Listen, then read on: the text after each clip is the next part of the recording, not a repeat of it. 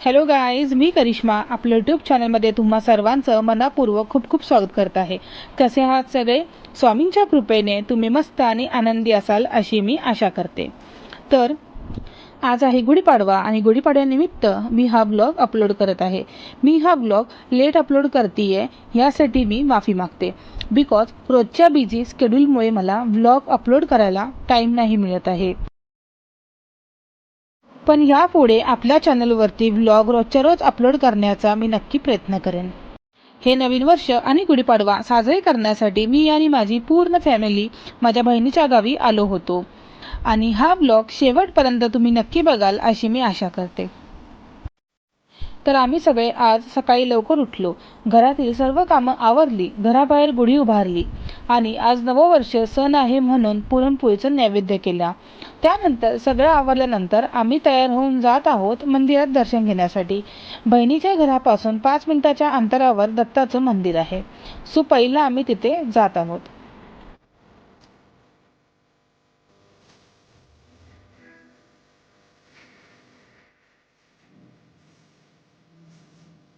तर गुरुदेव दत्ताच्या मंदिरात आम्ही सगळे आता पोहोचलो आहोत. मंदिराच्या बाहेर खूप छान अशी गुढी उभारलेली आहे. दत्ताचं मंदिर खूप मोठं आहे आणि खूप छान आहे.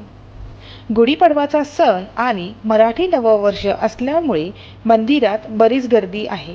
गावातील बरीच माणसं इथे नैवेद्य अर्पण करण्यासाठी आणि पूजा करत आहेत.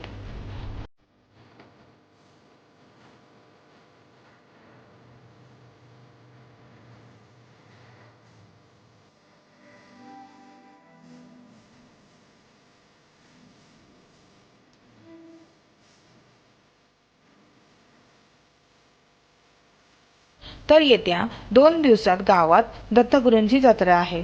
गाभाऱ्यातील मूर्तीचे सजावटीचे काम आतमध्ये चालू आहे म्हणून गाभाऱ्यातील दरवाजा बंद होता. आम्ही चौकशी केली तर असे समजले की 10 ते 15 मिनिटं आतमध्ये वेळ लागेल म्हणून आम्ही थोडा वेळ इथे वाट बघितली. थोड्या वेळानंतर मंदिराचे जे काम होते ते झालेले होते. आता आम्ही जात आहोत दर्शनासाठी दत्तगुरूंच्या. तर बघा, तर अशी मूर्ती सजवलेली आहे दत्तगुरूंची. खूप सुंदर आहे आणि आकर्षक आहे.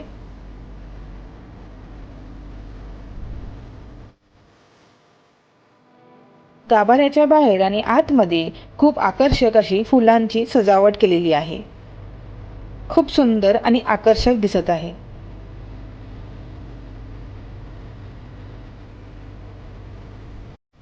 दत्तगुरूंचे दर्शन घेतल्यानंतर गावामध्ये अजून 2-3 देव आहेत, तर त्यांचे पण आम्ही दर्शन घेण्यासाठी जात आहोत.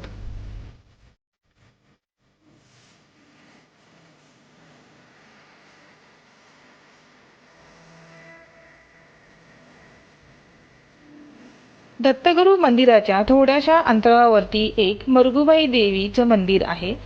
खूप सुंदर मंदिर आहे, छान आहे. छोटंसं मंदिर आहे एकदम. तिकडचा जो प्रवेशद्वार आहे, तो दरवाजा आहे, तो लहान आहे. त्यामुळे लोकांना थोडंसं वाकून आतमध्ये प्रवेश करावा लागतो. मरगुबाई देवीच्या दर्शनानंतर आम्ही निघालो होतो लक्ष्मी देवीच्या मंदिराकडे.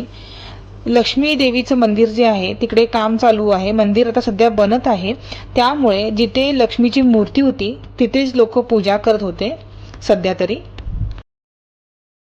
आता देवांचे दर्शन झाले, आता आम्ही जात आहोत घराकडे.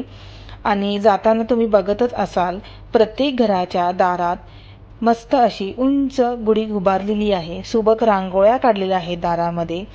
शहराकडे आपल्याला अशा उंच गुढी क्वचितच बघायला मिळतात आणि गावाकडील जे वातावरण आहे ते खूप प्रसन्न वाटत होतं आणि पॉझिटिव्ह एनर्जी वाटत होती.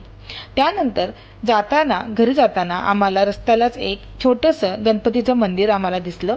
तिथे आम्ही दर्शन घेतले आणि आम्ही निघालो घरी जाण्यासाठी. देवाचे दर्शन घेतल्यानंतर आम्ही सगळे घरी पोचलो आणि देवाला नैवेद्य दाखवला. घरच्या देवाला आणि बाहेरच्या देवाला सुद्धा आम्ही नैवेद्य दाखवून आलो. सणा दिवशीसाठी स्पेशल असा पुरणपोळीचा बेत केला होता, जे काही सगळीकडेच हा बेत केला जातो. आणि आम्ही सगळे जेवायला बसलो. काही दिवसापूर्वी गुरुजी ताईच्या घरी आले होते. त्यांनी सांगितले की इथे पाण्याचा बोर लागलेला आहे. मग आम्ही एक चांगला दिवस बघून गुढीपाडव्याच्या दिवशी बोर बांधण्याची तयारी सुरू केली. आणि एक गोष्ट चांगली झाली, कारण की त्यांना पिण्याचे पाणी आणि वापरण्यासाठी पाणी त्यांना गावातून खूप लांबून पाण्याचे गाडे भरून आणायला लागायचे. तर आता अशा प्रकारे जिथे बोर मारायचा आहे तिथे श्रीफळ फोडून त्या जागेची आता इथे पूजा करत आहेत.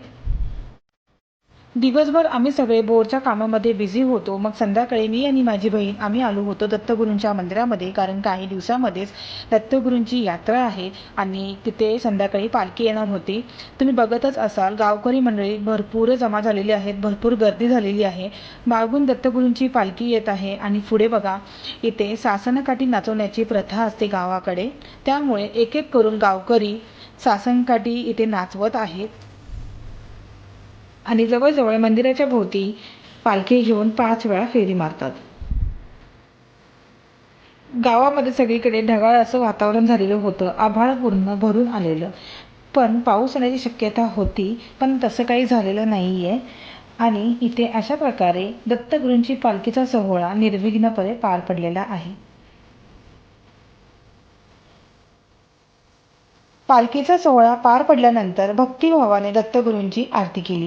तर हा होता गुढीपाडव्याचा व्लॉग. तुम्हाला कसा वाटला हा व्लॉग मला कमेंट करून नक्की कळवा. आणि त्यासोबतच जर तुम्ही आपल्या चॅनलला सबस्क्राईब नसेल केलं तर लगेचच जाऊन सबस्क्राईब करा. त्यासोबतच बेल आयकॉन प्रेस करायला विसरू नका, कारण की आम्ही जेव्हाही नवीन नवीन व्हिडिओज व्लॉग्सचे व्हिडिओज आम्ही अपलोड करू त्याची नोटिफिकेशन तुम्हाला पहिली मिळेल. थँक्यू. चला तर भेटूया नेक्स्ट व्लॉगमध्ये. Okay, bye.